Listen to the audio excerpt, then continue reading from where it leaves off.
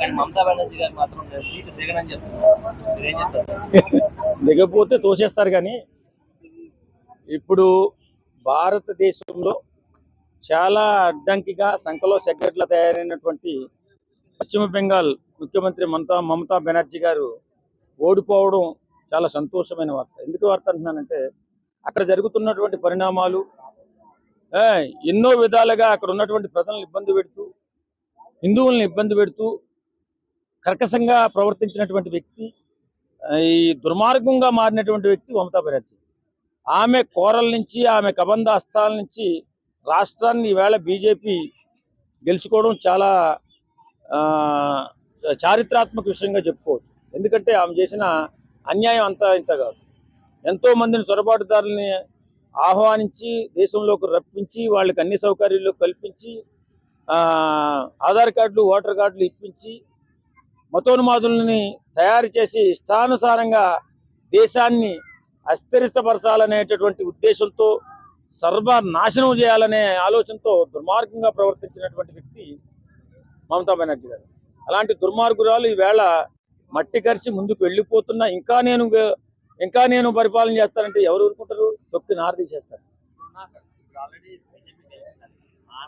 ప్రజలు ఏమంటారంటే బీజేపీ మాకు ఏవైనా అవకాశం లేదు, ఏమి ఇవ్వాల్సిన అవసరం లేదు, మాకు ఫ్రీడమ్ ఇచ్చింది అది చాలా.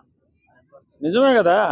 జైలు నుంచి బయటకు వచ్చినట్టు, స్వతంత్ర పోరాటం నుండి స్వతంత్రం సంపాదించినట్టు ఫీల్ అవుతున్నారు బెంగాల్ ప్రజలు.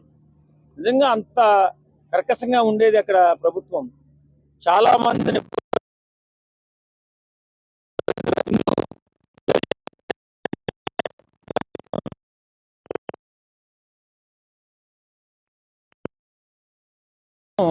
పూర్తిగా నాశనం చేశారు మమతా బెనర్జీ ప్రభుత్వాన్ని.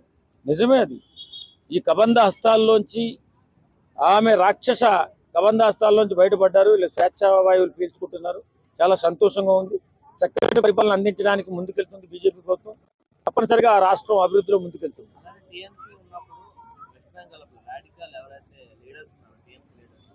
వాళ్ళు 2000 మందికి పైగా అమ్మాయిని రేప్ చేసి చేయడం జరిగింది. సో దానిపై అంటే వాళ్ళు తాగడం కూడా పెద్ద ఇప్పుడు కర్మ ఎవరిని వదిలిపెట్టిందండి. ఎవరైతే దుర్మార్గం చేశారో, ఎవరైతే అన్యాయం చేశారో, ఎవరైతే అక్రమంగా పరిపాలన చేశారో వాళ్ళని కర్మ ఎలా వదిలిపెట్టదు. ఎందుకంటే అందులోని ఆడపిల్లల ఉసురు ఊరికే వదిలిపెట్టదు. కాబట్టి ఎన్నో అన్యాయం చేసినటువంటి ఆ రాష్ట్ర నిరంకుశత్వ మనుషులు ఇవాళ నేల కొరిగిపోయారు. మంచి భవిష్యత్తుతో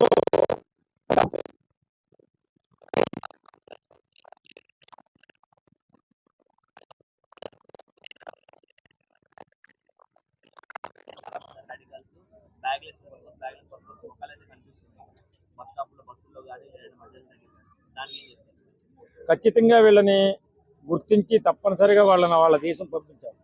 ఎందుకంటే బీజేపీ ప్రభుత్వం గెలిచిన తర్వాత అన్ని రాష్ట్రాల్లో కూడా చల్లాచెదురుగా వెళ్ళిపోయి ముస్లిం ఏరియాలు ఎక్కడైతే ఉన్నాయో అక్కడ తలదాచుకుంటున్నారని చెప్పి వింటున్నాం.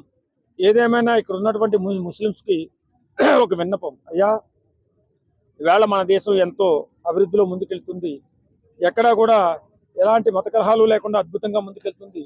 ఇలాంటి వారిని ప్రోత్సహించకండి, వారికి ఆశ్రమం కల్పించకండి. ఎవరైతే ఇతర దేశాల నుంచి, బంగ్లాదేశ్ నుంచి వచ్చినటువంటి వాళ్ళు ఉన్నారో వాళ్ళని ఖచ్చితంగా వారి దేశాలకు పంపించడానికి అవకాశం కల్పించండి. మీరు ఆశ్రమం కల్పించి మీరు ముద్దాయిలుగా మారకండి అని చెప్పి కోరుకుంటున్నాం. ఖచ్చితంగా బెంగాల్ ప్రజలు స్వేచ్ఛావాయువులు పీల్చుకుంటున్నారు. ఇక అంతా మంచి జరుగుతుంది.